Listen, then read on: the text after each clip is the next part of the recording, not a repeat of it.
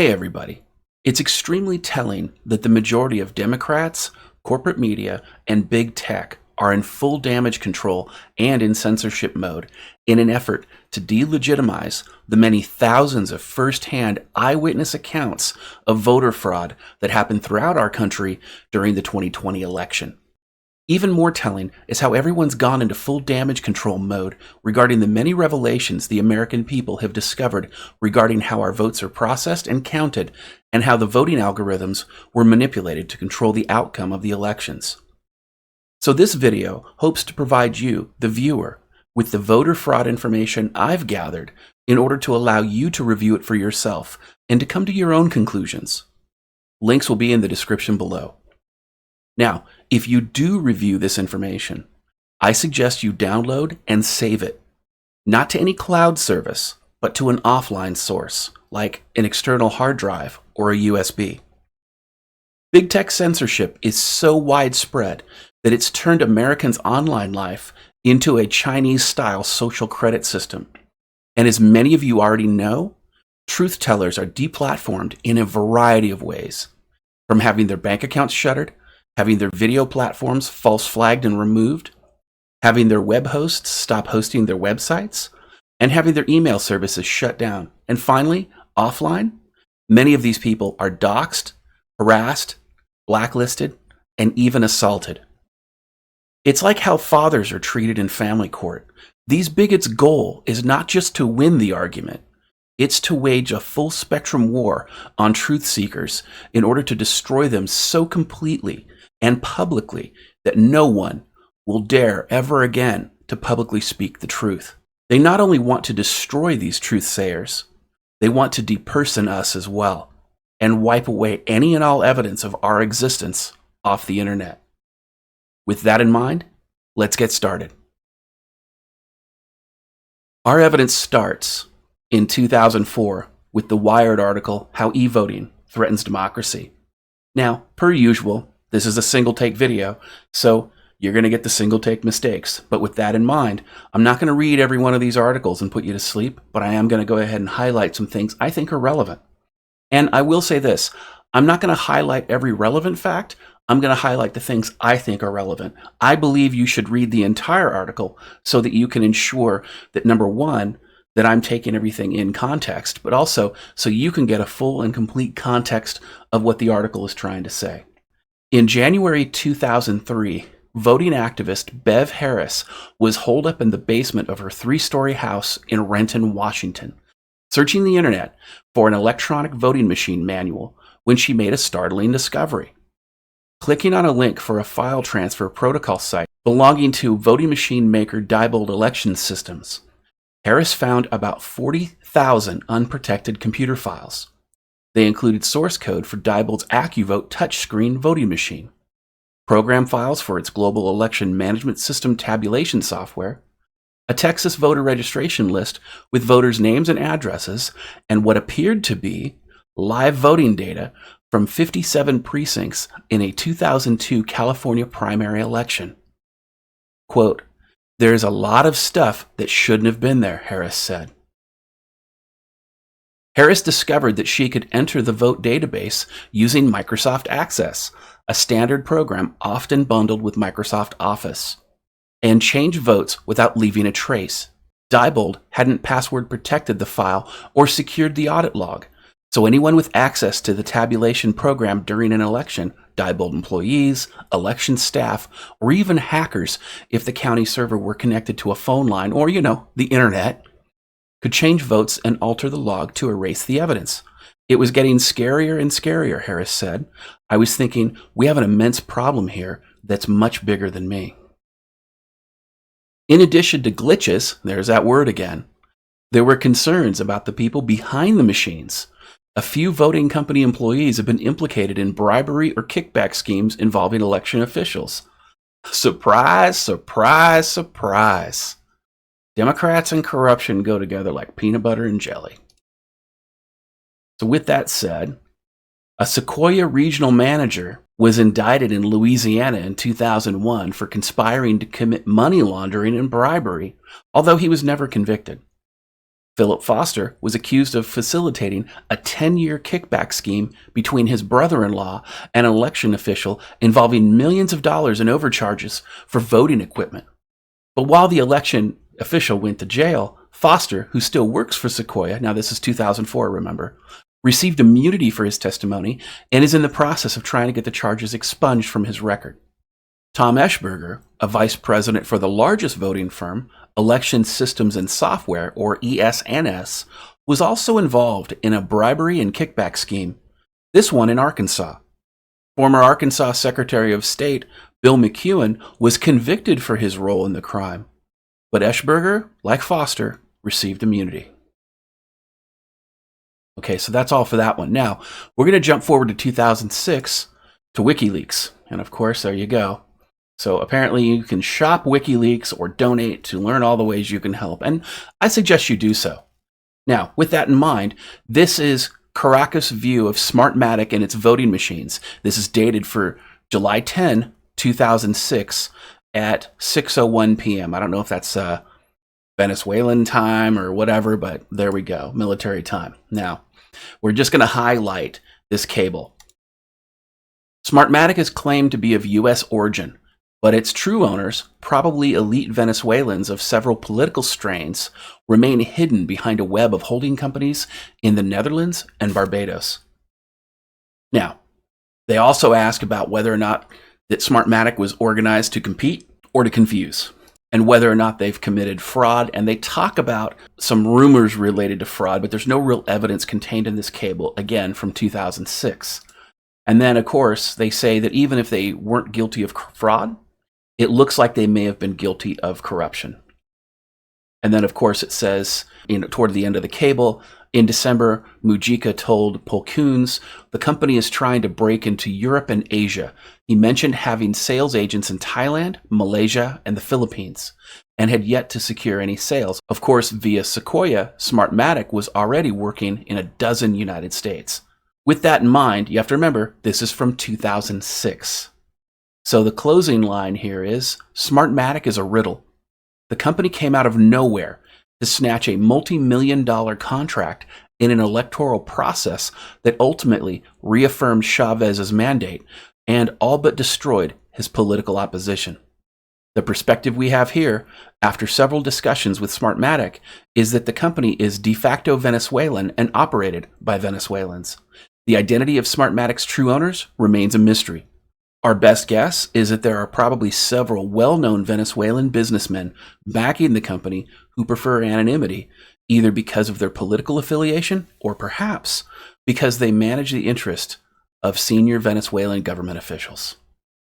Now, with that in mind, we're going to jump forward to 2010, and this is from ABS-CBN News. Smartmatic TIM is running out of time to fix glitches. A top official of poll machine supplier Smartmatic TIM believes time constraints could affect the company's plans to address glitches, there's that word again, in its precinct count optical scan machines before the May 10 elections, a poll watchdog said Tuesday. Now, you have to remember, this is 2010, and this is in the Philippines. Okay? An independent review conducted by SysTest also noted several problems in the source code used by the PCOS machines, according to the Computer Professionals Union and Contradia.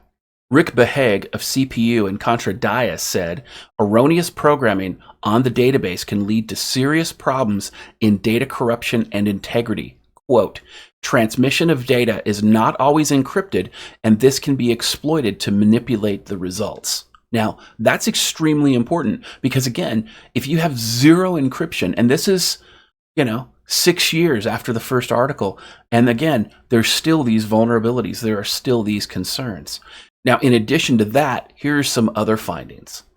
Source codes for database transactions that include possibilities of being improperly terminated. In other words, let's just shut the election down, because it's a glitch, right?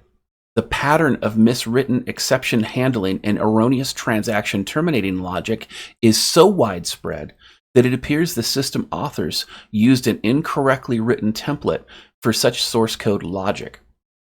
Commands to add, update, and delete existing database records lack enclosing transaction logic and may affect database contents and may possibly result in database integrity and other corruption issues. In other words, they can destroy voter databases, they can add databases, they can update and manipulate databases. This is a feature of voter fraud baked into the system as early as 2010. Now remember this, Smartmatic, 2010, SysTech is an independent third party. They're looking at this and they said, look, you can manipulate the vote right here. This is a problem. And a lack of thorough functional path testing conducted. Source codes are not properly commented. The ballot production source code modules submitted on 8 February 2010 did not have within themselves a single comment or internal documentation. Several of the logging functions in the Smartmatic CCS project appear to omit the inclusion of time and date from the logged messages. This omission can result to audit log entries. Basically, what they're saying is that if the logs don't have time and date stamps, then you don't know when somebody has manipulated the software because there's no written record of it. And anybody who knows anything about computer programming or about computers in general, you want to have good detailed logs with time and date stamps on them so you can know when events happen. So you can say, okay, my computer was working fine up until this date and this time, and then the logs show this didn't work. Now, this is very common in like firewall programs, in banking software, in any kind of software. In finance, you want to have good logging in your system because if you don't, it opens everything up to fraud. We're moving on. Election management software is susceptible to SQL injections, which again, it's a hack. It's susceptible to hacking. The possibility of unencrypted passwords being stored in the EMS database. Again, if you have access to the machine and you can bypass it, especially if it's using old software, you can get a list of those unencrypted passwords, and now you have full administrative control of that machine. At least one instance of encryption keys found to be explicitly coded into the source code, which can potentially reveal them to anyone. And again, that's pretty damning, because encryption keys, you want to protect them as much as you can. The logs on the PCOS can be overwritten. So not only are there no time and date stamps for the log entries and you can adjust them at will, but you can overwrite the logs and just create your own logs and destroy any evidence of fraud. Again, remember, this isn't 2020, this is 2010. Election data may not always be properly encrypted before being stored.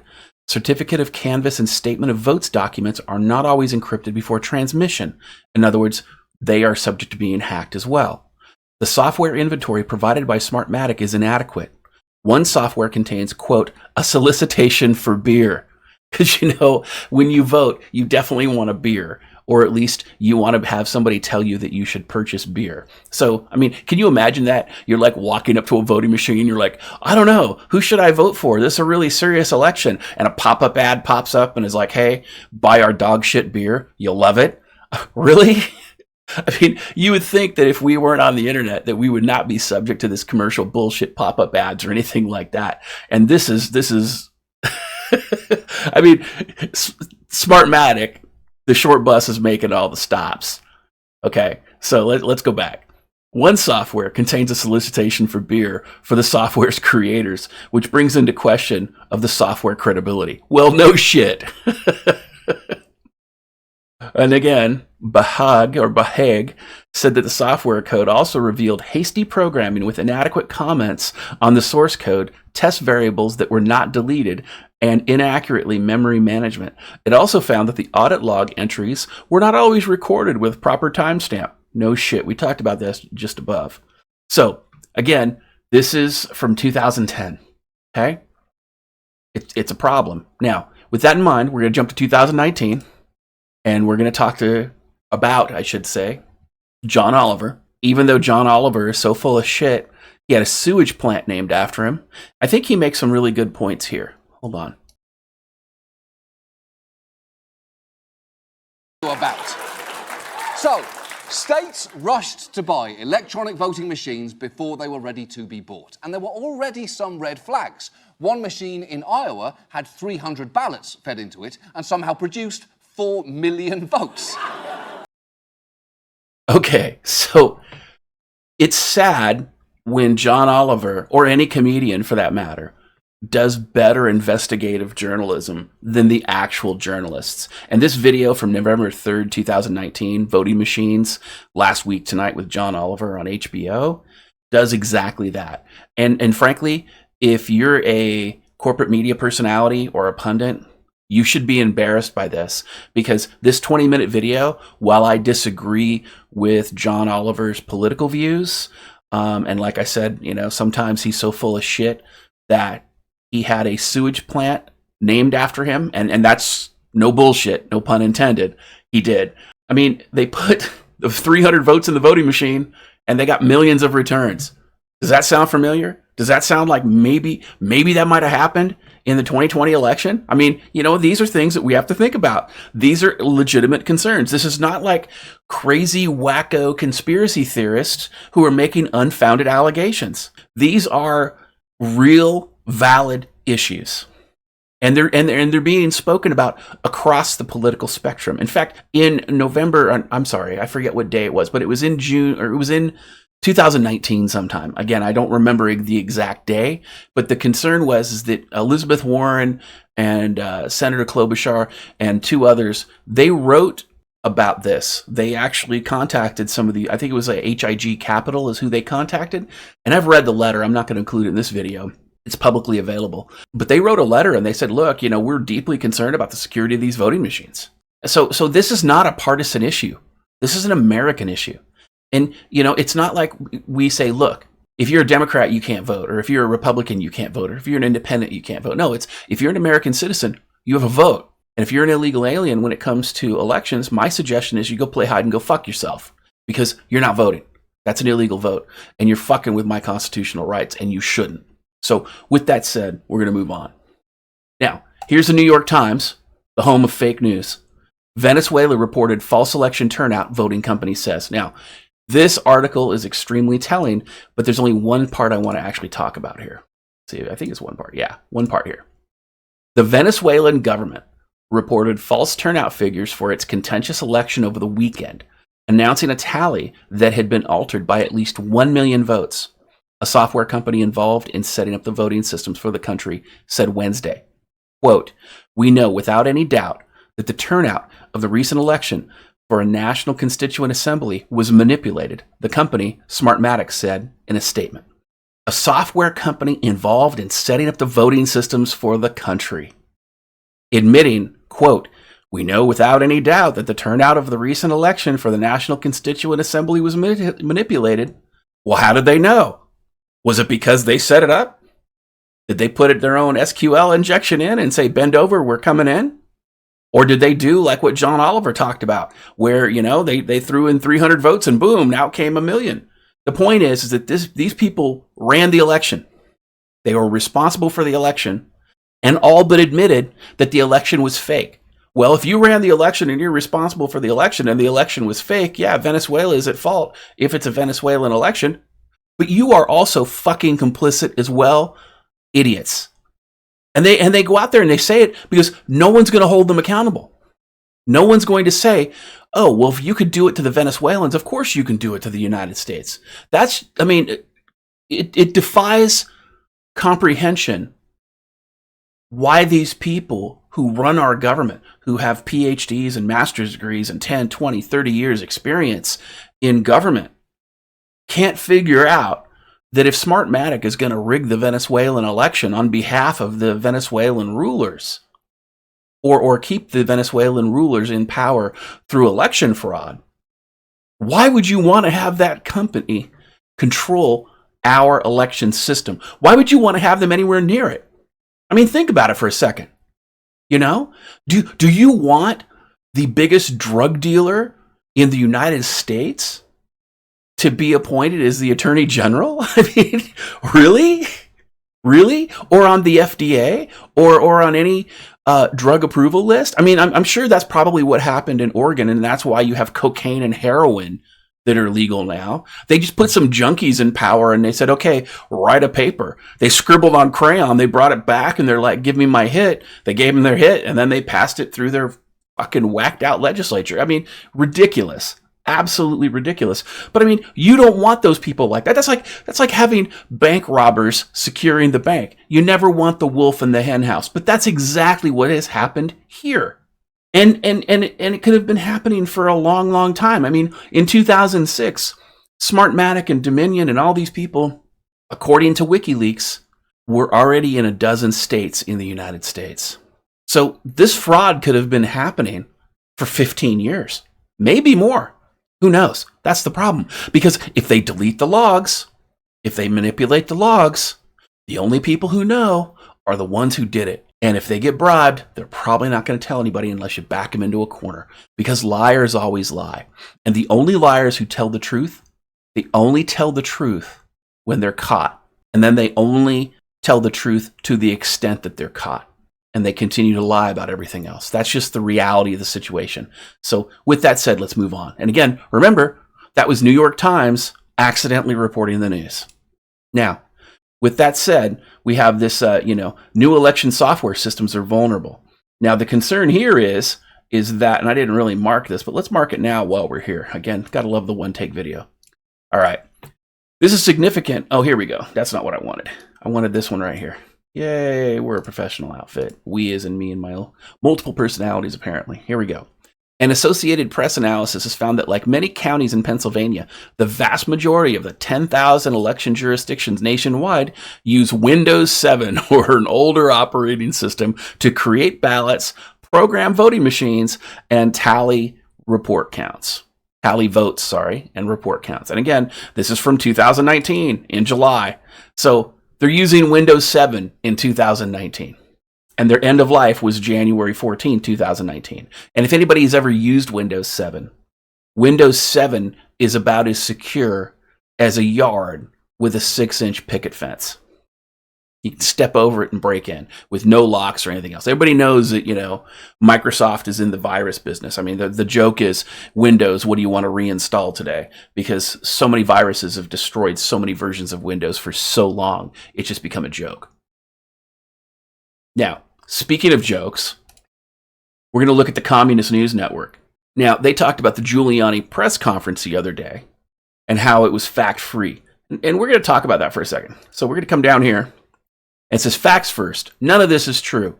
Dominion has no corporate ties with Venezuela, the Clinton Foundation, or Soros. Well, according to this, it says Smartmatic was found in Florida by 2 Venezuelans who did provide election technology to the Venezuelan government. And by the way, Smartmatic is connected to Dominion. So, with that said, now we're going to move on. Dominion did agree to donate its technology to quote-unquote emerging democracies as part of a program run by the Clinton Foundation. So apparently they were connected to the Clinton Foundation. And again, the Communist News Network is actually reporting this. Let's talk about Soros for a moment. The chairman of the board of Smartmatic's parent company is also on the board of a foundation run by Soros, Open Society Foundations. Of course, Soros himself is not involved because the guy's fucking 10,000 years old. He's not involved in anything other than assisting the people to change his bedpan or his diaper or whatever the hell else he's doing, and maybe playing a round of golf as he gets wheeled around. So, the guy's 10,000 years old. The point is, though, everybody knows who Soros is, and everybody knows they're connected. And even the Communist News Network admits that Dominion has ties with Venezuela, Dominion is connected to the Clinton Foundation, and Dominion is connected to Soros. So, with that said, we're moving on.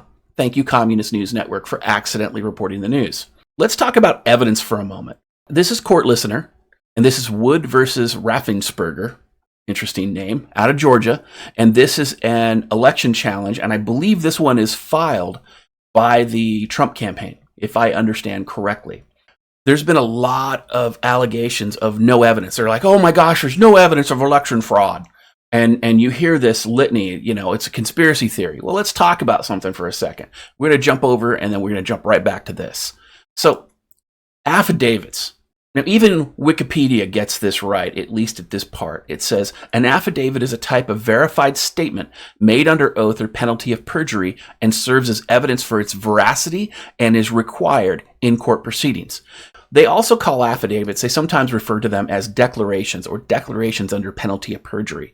And so what happens is, in pretrial proceedings, people will often, instead of actually bringing in witnesses to testify, and I'm explaining this for the legally ignorant out there and for the motherfuckers who've been living under a rock who pretend they know something about something.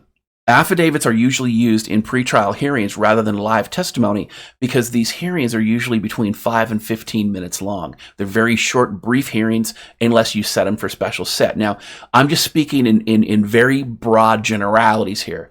I'm not saying that this is how it is everywhere, but this is how it is in many jurisdictions, is that you go in a motion hearing, and that motion is a very limited time motion where the judge has to make a decision based on the information in front of them. There's not a lot of live testimony.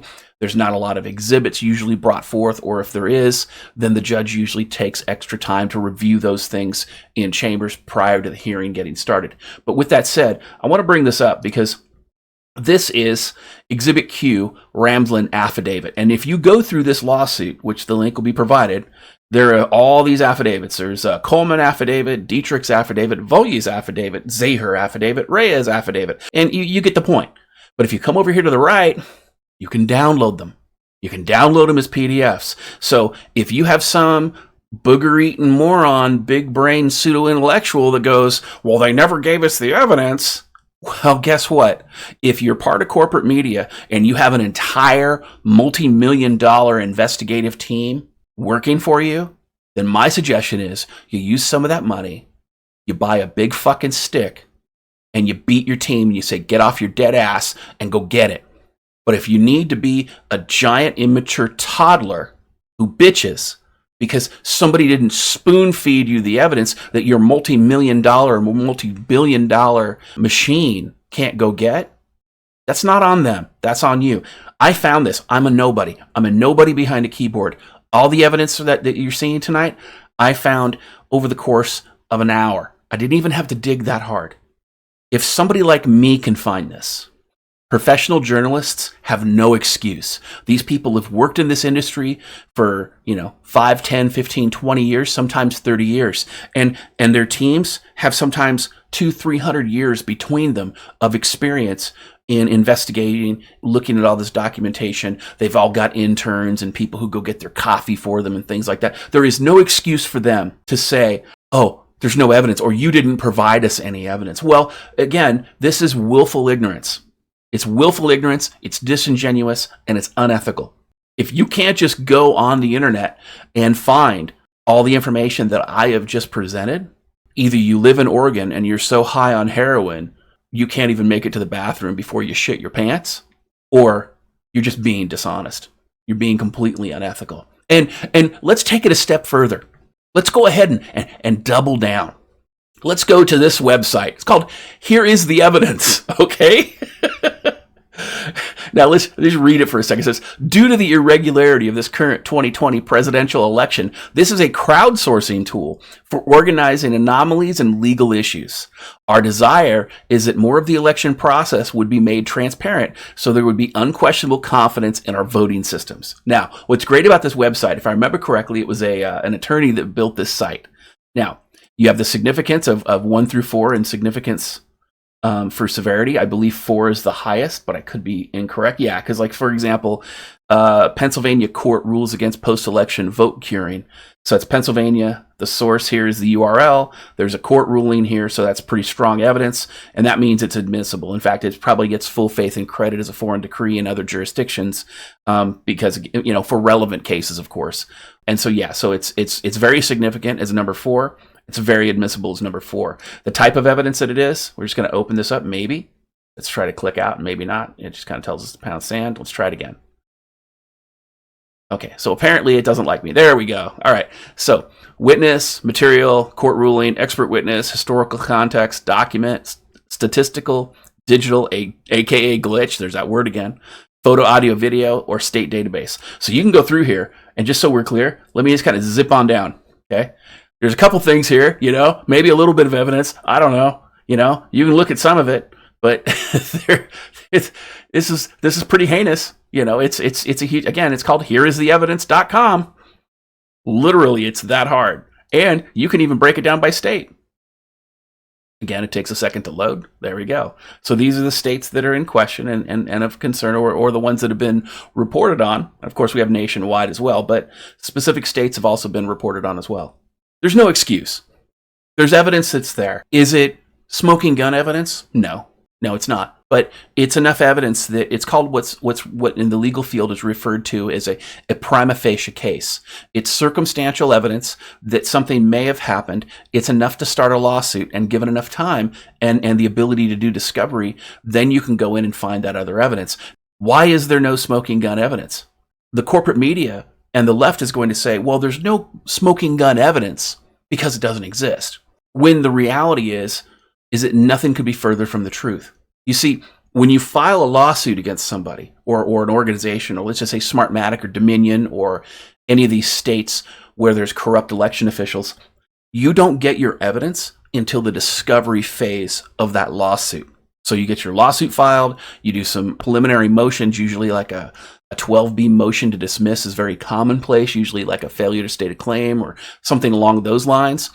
And then after those motions are handled, if the lawsuit survives, then it continues to the discovery phase. If the lawsuit doesn't survive, then either it goes to the Court of Appeals or it goes in the dustbin of history if the losers choose not to take the appeal. But that said, let's just assume the lawsuit survives. Now you get to the discovery phase. That's when you issue subpoenas. That's when you do interrogatories. That's when you do depositions. And that is when you collect your evidence.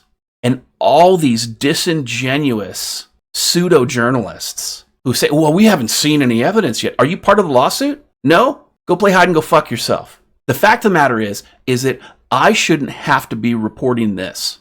I shouldn't have to be the one who comes out and says, here's your clearinghouse of information. I shouldn't. And if I can do it, like I said, I'm a nobody behind a keyboard. If I can do it, there's no excuse for the professional journalistic class to do it. There's no excuse for the big brain legal minds who pretend to protect patriotism on YouTube and these other video platforms to say, I don't understand what's going on. It's willful ignorance. If you've got a bachelor's degree, a master's degree, a PhD, it is willful ignorance for you not to be able to look at this information. In fact, I was able to find this information on multiple search engines. Even Google had this on it.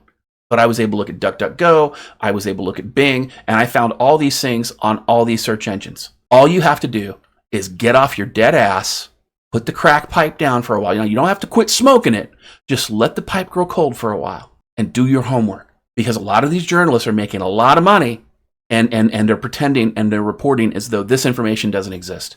Most of these journalistic outlets, in air quotes, are just propaganda engines and propaganda tools for deep state communists. They're not looking to report on a story. They're looking to create the story. And in this case, they're looking to kill the story. The truth scares them. Heaven forbid people think for themselves. So as you can see, there's a lot of evidence, not only of voter fraud, but of voter fraud features purposefully built into the software our state and federal governments use to run elections. In the same way that big tech colludes to censor Americans' free speech with automated algorithms that auto-censor those who speak in favor of constitutional rights, such as free speech, religious rights, the Christians who speak out against abortion, or anyone else who speaks out against the communist deep state's views. These voting machines are purposefully programmed with algorithms that include voter fraud protocols baked into the software. This includes, but is not limited to, protocols that allow the alteration of votes in real time. This, combined with the potentially fake and illegal ballots being dropped off in the middle of the night and or backdated by either Democrat election staff or communists working for the United States Post Office, it truly appears the 2020 election was rigged at all levels and possibly with foreign involvement. A couple years ago, I did a video about overthrowing democracy by any means necessary. And while that video focused on Antifa's efforts to destroy our Constitution, their backers, some of which I identified in that series of videos, have now come out into the light and have taken direct action to corrupt our vote in order to usher in an age of communist totalitarian oppression. You ever notice that when these Cadillac and corporate communists get caught trying to destroy our constitutional rights, they pretend it was a quote-unquote mistake or quote unquote glitch. These excuses are like sociopathic and psychopathic serial killers who claim they murdered 40 people in self-defense after torturing each one of them for hours. The mistake and glitch excuses have been used so often that they no longer pass the straight face test. Now, they're just empty platitudes. In fact, anytime you hear a Cadillac corporate communist say their violations of our constitutional rights were as a result of a glitch or a mistake, what they're truly telling you is, fuck you. I'll do what I want, peasant, and you won't do anything about it. Now, obey. And for the most part, they've been right. Too many online voices prefer to do vapid drama videos with gotcha moments and funny memes. Even many of the self-proclaimed big brain attorneys on YouTube have avoided deep diving into any of these issues.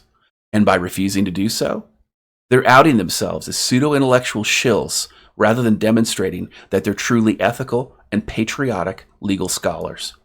So what can you do?